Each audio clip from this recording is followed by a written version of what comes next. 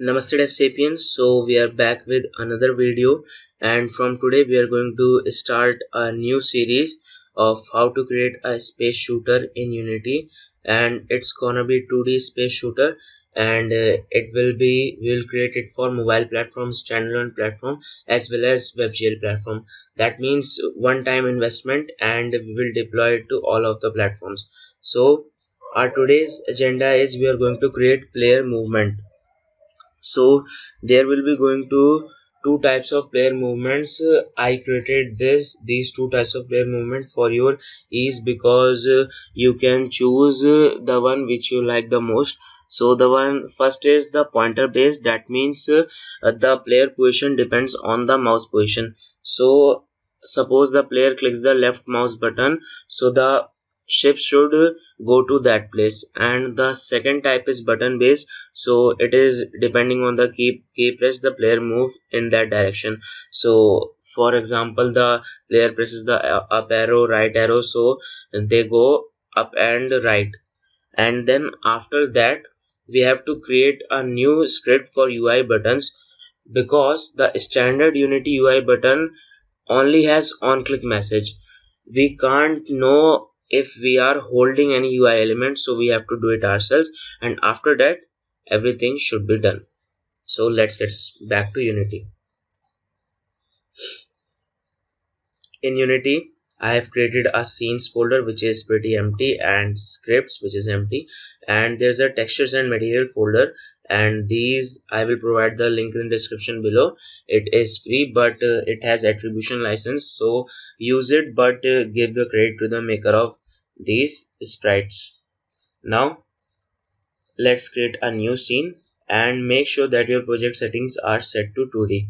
If not, go to project settings editor and set the default mode to 2D, and check that your main camera is orthographic and size doesn't matter. And now let's place our ship there. Now we will see it in the game view. We say -3 should be adequate, and I think we should increase the size. 1.5 should be fine, not 2.5, 1.5. So it is fine. And now the next thing that we're going to do is we're actually going to create a new script, and we're going to call it player controller.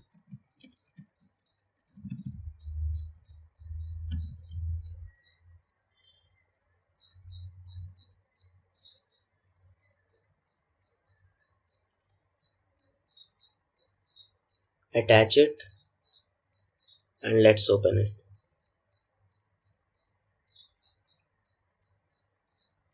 So now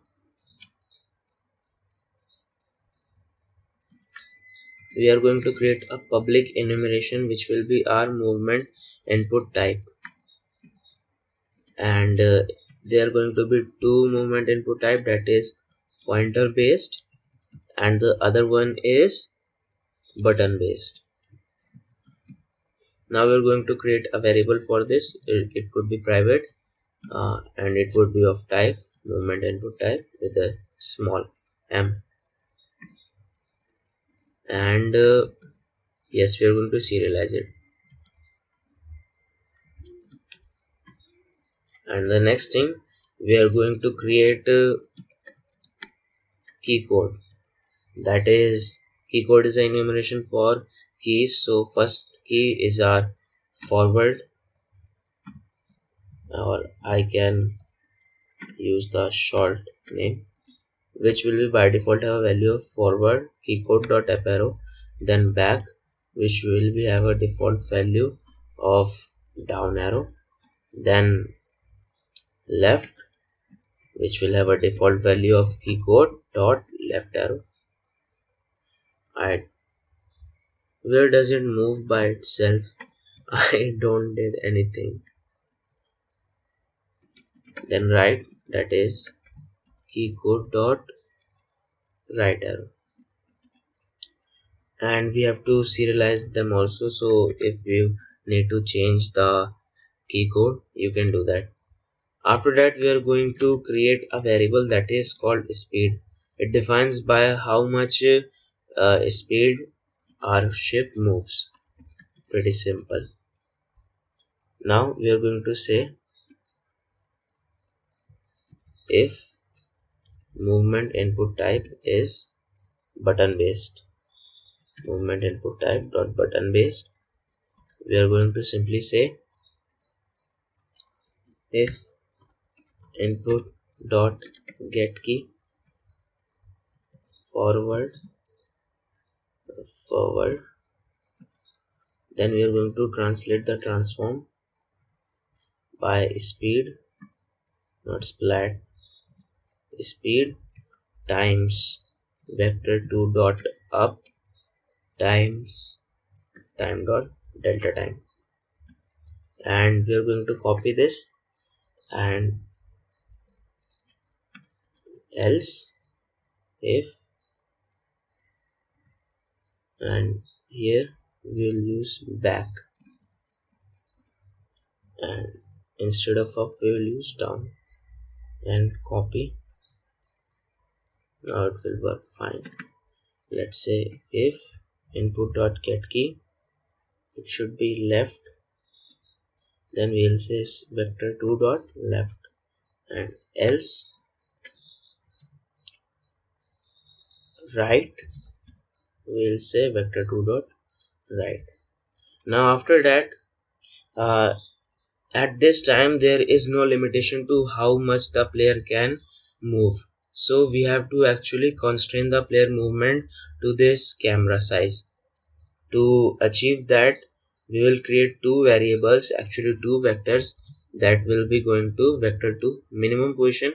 It's going to define our minimum position and our maximum position, and then we are also going to create a vector2 which will store our position, which will clamp the value and store it. So we will serialize it, and then we will say position dot x is assigned to mathf dot clamp. The value will be transform dot position dot x, and the minimum value will be minimum pose dot x, maximum value max pose dot x. We're going to do the same process for the y.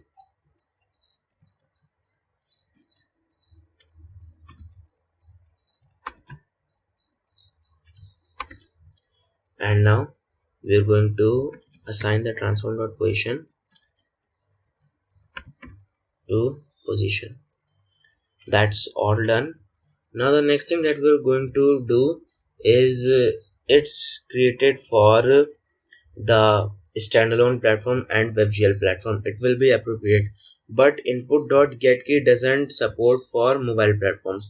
For that we are going to create a new script which will define our virtual buttons, or we can say that the script is named as virtual button. So for that we'll create a UI button,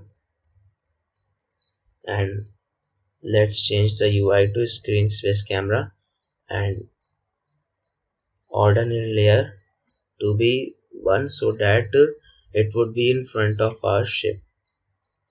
So there is a button, let's move it here and set its anchor. Rename as left, and inside also left. Now also we have to duplicate it, and we'll create the right one, then we'll duplicate it, create the top one, and backward. Left, this is right, this is forward, and this is backward. Let's rename them in the text, backward,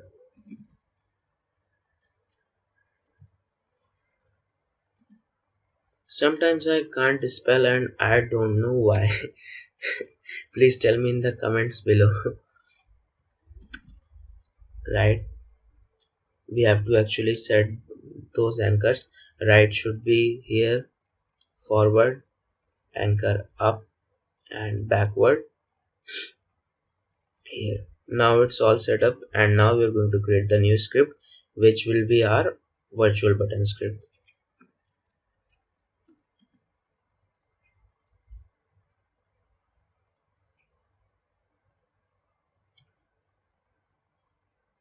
Let's now attach this script to left, right, forward and backward, and now open it.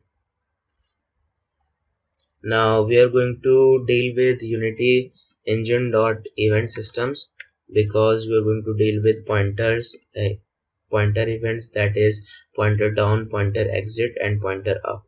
So we have to include a namespace, that is event system, and we are going to say down, pointer up and I pointer exit. It's implementation, and we're going to create the functions.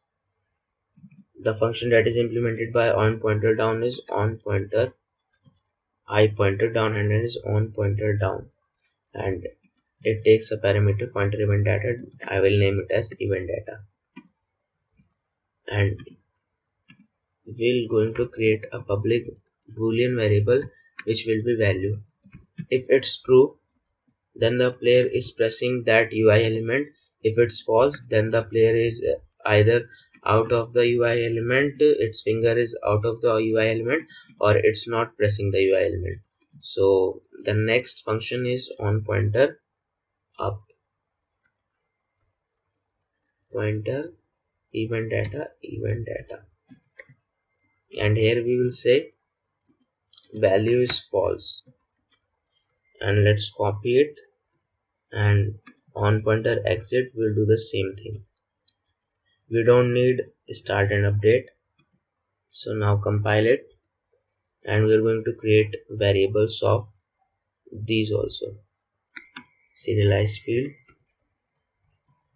private virtual button, forward VB, backward VB, left VB and right VB. VB stands for virtual button. It's intuitive. Now we have to actually wrap this code into a platform dependent line, that is if Unity standalone or if Unity underscore WebGl, and then we are going to say and if. Remember, when we use if, you should and if, and you should also always use and if. Now we have to just copy this code, and instead of writing input.getKey forward, we will say vb.value. So value is acting as input.getKey here, and in here we will say dot value lvb dot value, and here rvb dot value. And before going further, we should check that if these are not equal to null, only then we can perform it, else we can run into error sometimes. Maybe you didn't reference the variable, and the whole code will not run properly. So to prevent errors, we will do this, and we will wrap it here, and it should work in only Android platforms or iOS. These are the prominent mobile platforms. You can also use here the Windows Phone or BlackBerry, but BlackBerry is deprecated, and Windows Phone I think is going to be deprecated. So finally we have done with the button based input type, and now we are going to create the pointer based. So our enum holds only two values, so this is 0, this is 1, so 1 is there, so the other one would be 0, so I can use plain else only. Now we are going to actually create a vector 3, which will be our raw position, and the raw position stores the input dot mouse position. So our mouse position is stored in this variable. And now remember that let me tell you that the mouse position is in screen coordinates, that is in pixel coordinates, and our ship is in world coordinates. So if we directly assign our ship to this raw position, it would be weird. So we have to actually convert this screen coordinates to world point, and then we can translate it or lerp it. So to do that, we will say vector3 world position is assigned to camera dot main. I'm using the main camera. You can also take a variable of the camera, but as you know, it has only one camera which is tagged as main camera, so I can directly use camera dot main dot screen to world point, and we'll change raw position and we'll store it in world position. Now only if we press the left mouse button, input dot get key code dot mouse 0, that means we are pressing the left mouse button, then we will say transform dot position is assigned to vector3 dot ler transform dot position comma world position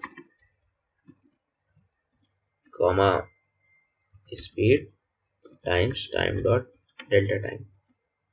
Now our script part is done. I think so. We don't have to revisit it. It's done. Now the next thing that we're going to do is we're going to actually assign the value of minimum position and maximum position. Now let me tell you how to assign these values. And the forward is this, backward is this, left this, right this. Now minimum position and maximum position. Let's create an empty game object and make sure the position of the game object is same as the position of the ship.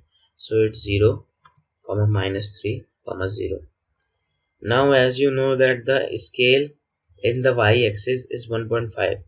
So the bottom, let me disable the canvas to see things properly. So the bottom of the ship would be -4.5. If I go -4.5, then I would be at the bottom, and the extreme most part should be 1.5 or something less than it. It's 1.1 something, we can assume it as 1.2. Now after calculating the size of the ship, we'll set back to our original position and we will say the size of the camera. Its size is 5. So the maximum y of the camera and the minimum y will be -5 around.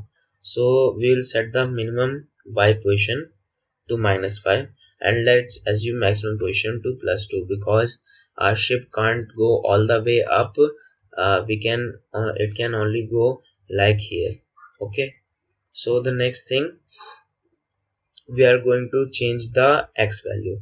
For that, bring it to the extreme most and you will get to know the extreme point, that is -8.5 approximately. We can take it -8.4, it would be fine. -8.4, and here 8.4 also, because it's mirror image of each other.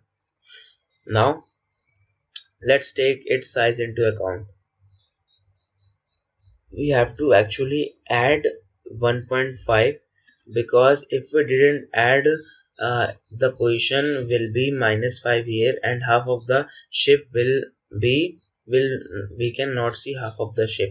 So to maintain that ratio, we have to actually add 1.5 to that minimum position, and if we add 2, it would be better. So I will add 0.5 here also, because I have already added 1.5. -3 would be better. And Same goes with the minimum position. We calculate the size as 1.2, so we add 1.2 here and subtract 1.2 here because the sign changes. Now when you hit play, everything should be fine. You can see that it's not working because it's pointer based. Now I thought it was button based and I pressed the button and thought it was not working. By default it is pointer based, so you can see it's working quite nice and looks awesome, and you can see it stops there. And if we say that to button based, you can see it goes like this with our buttons. And if you wanna see the UI buttons in action, we have to actually copy this code, take it out and set these lines into comments, and now we can see the UI in action. Enable the UI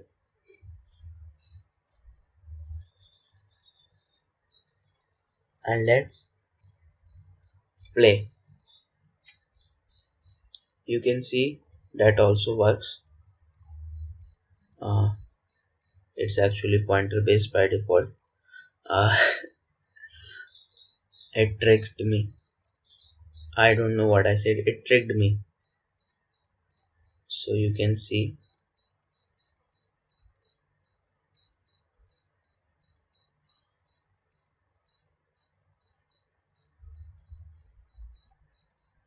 forward, up, backward, down, left, right. And did we actually, yeah, button based, it should work. I don't know why it's not working. It should work, man. Did we did anything wrong? Oh, by default we set it to true. We should set it to false. That was the problem. By default it was taking it as pressed. It was a major mistake. Sorry. I don't know how I did it. I was going with the flow. Now everything should work fine.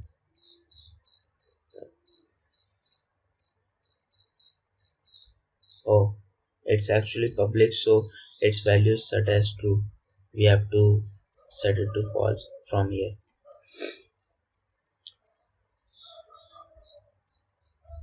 Now it's fine. You can see I was not joking, I did a real thing. So you can see it's working fine. Thanks for watching guys, and hope you enjoyed it. And if you enjoyed it, you can hit the like button, share this video, subscribe to my channel, and thank you so much for watching. Bye bye.